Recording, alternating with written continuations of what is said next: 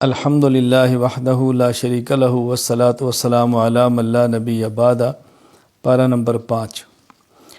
اس میں ایک مسئلہ بیان فرمایا ہے کہ مرد کو اللہ تعالیٰ نے عورت پر فضیلت دی ہے، یعنی فطرت کے اعتبار سے، اپنی طبیعت کے اعتبار سے مرد عورت پر مقدم اور افضل ہے، اور اس کی بنیادی 2 وجہیں قرآن کریم نے بیان فرمائی ہیں۔ نمبر 1، مرد کے ذمے عورت کے اخراجات ہیں، عورت کے تمام مصارف برداشت کرنا ہے، خرچ کرنا ہے۔ نمبر 2، فطرت اور طبیعت، تکوینی نظام ایسا ہے کہ مرد کو اللہ تعالیٰ نے عورت پر فضیلت دی ہے۔ یہ بات یاد رکھ لیں، یہ عام مرد اور عورت کے اعتبار سے ضابطہ ہے، لیکن بعض خواتین علم و فضل میں یا کبھی جسمانی قوت اور طاقت میں کوئی خاص خاتون کسی مرد سے آگے نکل جائے تو اس سے ضابطے تبدیل نہیں ہوتے۔ عموماً ایک ماحول یہ بیان فرمایا ہے، میں اس کا مثال دیتا ہوں کہ جس طرح شہر میں رہنے والا دیہات میں رہنے والے سے عام طور پہ معاملات کے اعتبار سے یا تعلیم کے اعتبار سے بہت آگے ہوتا ہے، لیکن بسا اوقات ایک دیہات میں رہنے والا بندہ علم حاصل کر کے شہر والے سے بہت آگے نکل جاتا ہے۔ تو ایک ہوتا ہے عمومی نظام، ایک ہوتا ہے خاص کسی بندے کی فضیلت، وہ بالکل الگ چیز ہے۔ تو بہرحال فطرت کے اعتبار سے مرد کو اللہ تعالیٰ نے عورت پر فوقیت، عظمت اور فضیلت عطا فرمائی ہے۔ نمبر 2، یہاں طہارت کے مسائل بیان فرمائے ہیں۔ مثلاً وضو بھی کرنا ہے، جب نماز پڑھنی ہو، قرآن کریم کو ہاتھ لگانا ہو، یا کوئی ایسا مسئلہ جہاں طہارت کی ضرورت ہو تو وضو کرنا ہے۔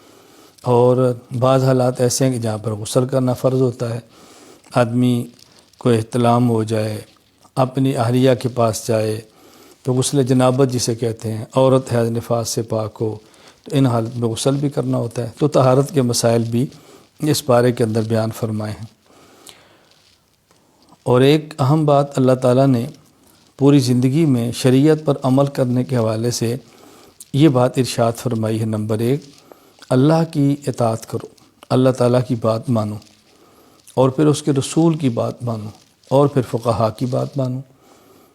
یہ 3 باتیں کیوں فرمائی ہیں؟ نمبر 1، اللہ تو خالق اور مالک ہے، مخلوق اور مملوک نے بات ماننی ہے، لیکن دنیا میں اس کان سے اللہ کی بات سن نہیں سکتے، اس آنکھ سے اللہ کی ذات کو دیکھ نہیں سکتے۔ تو اللہ کی ذات کو دیکھیں یا بات سنیں گے تو بات مانیں گے۔ اس کے لیے ضروری ہے اللہ تعالیٰ اور ہمارے درمیان ایک واسطہ ہو، اور وہ واسطہ ہے پیغمبر کا۔ وہ اللہ تعالیٰ کی بات کو سنتے ہیں، کوئی براہ راست، کوئی بذریعہ جبرائیل، کسی کی طرح میں اللہ تعالیٰ القاء فرماتے ہیں۔ اور پھر ہمارے پیغمبر پاک عربی ہیں، ہم اجمی ہیں، عربی نہیں جانتے، اور کوئی عربی سمجھتا ہو تو قرآن و سنت کی تہہ تک نہیں پہنچ سکتا، اور پھر وہ نبی کی بات کیسے مانے؟ اس کے لیے فرمایا کہ فقہا کی بات مانو، یعنی فقہا نبی ہی کی بات کی تشریح اور وضاحت کرتے ہیں۔ اللہ تعالیٰ کی بات کو قرآن کہتے ہیں، پیغمبر کی بات کو حدیث کہتے ہیں، فقہا کی بات کو فقہ کہتے ہیں۔ تو گویا اللہ تعالیٰ نے یہاں قرآن کریم، حدیث مبارک اور فقہ، اللہ تعالیٰ، مصطفیٰ اور فقہا تینوں کو ماننے کا حکم دیا ہے۔ پھر اللہ تعالیٰ نے ایک اور مسئلہ ہم بیان فرمایا کہ سورۃ الفاتحہ میں یہ بات فرمائی کہ مجھ سے دعا مانگو، اہدنا الصراط المستقیم، اے اللہ ہم کو صراط مستقیم پر چلا۔ صراط مستقیم کیا ہے؟ صراط الذین انعمت علیہم، یعنی جن پر آپ نے انعام فرمایا ان کے راستے پر چلا۔ جن پر اللہ تعالیٰ نے انعام فرمایا وہ کون ہے؟ اس کا تذکرہ 5ویں پارے میں ہے۔ وہ 4 قسم کے طبقات ہیں۔ نمبر 1 النبیین، نمبر 2 الصدیقین، صحابہ کرام رضی اللہ عنہم اجمعین، نمبر 3 شہداء، نمبر 4 اولیاء۔ پہلی بات، انبیاء کی بات مانو، ہر علاقے میں نبی نہیں، صحابی کے نقش قدم پر چلو، ہر علاقے میں صحابی نہیں، شہید کے نقش قدم پر چلو۔ شہید ظاہر شہادت کے بعد ہماری بات کو سن بھی لے تو بتائے گا کیسے، رہنمائی کیسے کرے گا؟ پھر میں اولیاء کے نقش قدم پر چلو۔ گویا کہ جن پر اللہ نے انعام فرمایا وہ 4 قسم کے لوگ ہیں، اور ہمیں چاروں کے نقش قدم پر چلنے کا حکم دیا گیا ہے۔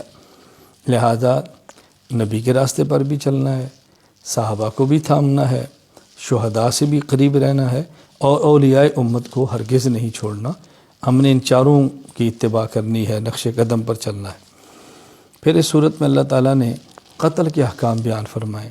کوئی جان بوجھ کے قتل کرے تو اس کی سزا کیا ہے، بھول سے قتل ہو جائے، چوک ہو جائے، قتل خطا، تو اس کی سزا کیا ہے، قتل عمد، قتل خطا، دیت کب ہوتی ہے، فدیہ کتنا ہوتا ہے۔ تو یہ احکام اللہ تعالیٰ نے 5ویں پارے کے اندر بیان فرمائے۔ پھر اس پارے میں اللہ تعالیٰ نے عام نمازوں کا ذکر تو فرمایا کہ نماز پڑھنی ہے تو طہارت کرو، نماز کا ارادہ ہو تو خود پاک کرو، اور بطور خاص 2 نمازوں کا ذکر فرمایا۔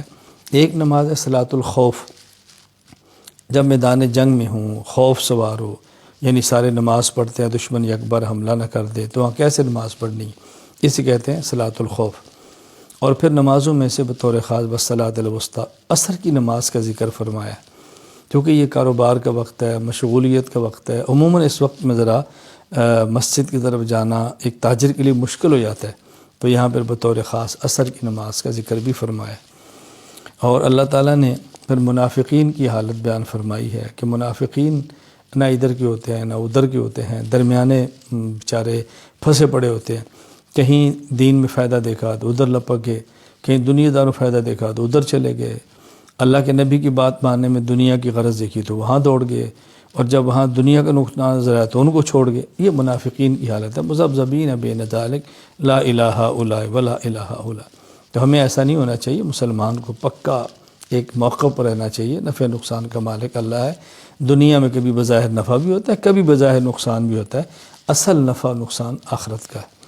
اور سب سے آخر میں 5ویں پارے میں اللہ تعالیٰ نے ایک بہت پیاری بات ارشاد فرمائی، ما یفعل اللہ بعذابکم ان شکرتم وآمنتم۔ دیکھو اگر تمہارا عقیدہ ٹھیک ہو، اللہ کی نعمت کا شکر کرو، اللہ تمہیں عذاب کیوں دے گا؟ معلوم ہوا اللہ تعالیٰ کے عذاب سے بچنے کے لیے بنیادی طور پر 2 باتیں بہت اہم ہیں۔ نمبر 1 عقائد کا ٹھیک ہونا، نمبر 2 اللہ تعالیٰ کی نعمتوں پر شکر ادا کرنا۔ عقیدہ نہیں، تمام عقائد کا ٹھیک ہونا ضروری ہے۔ اللہ تعالیٰ ہمارے عقائد بھی ٹھیک فرما دے، اللہ تعالیٰ اپنی نعمتوں پر ہمیں شکر کرنے کی توفیق عطا فرمائے۔ وآخر دعوانا ان الحمد للہ رب العالمین۔